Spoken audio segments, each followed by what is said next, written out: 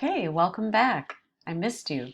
So let me just activate the slides here so it fills the whole screen. Okay, great. So I just wanted to give you a sense of the software that I'm using, just so you can see how classes are going to go next week.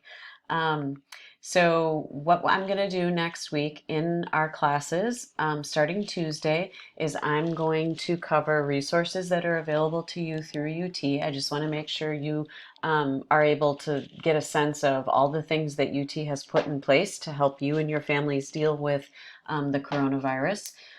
Because there's a lot of resources out there and you've been bombarded with a lot of information on these resources and it might be a little bit overwhelming. So I'm just going to recap those for you.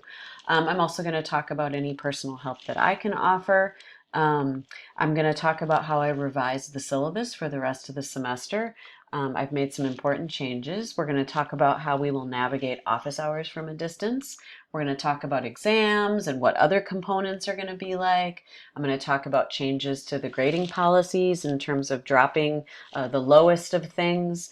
All of that is going to be covered next week. You can stay up to date with all of this and more by regularly visiting the Canvas page for my classes and watching for my emails. I am going to try to have a balance of emailing you and using the announcements function on Canvas.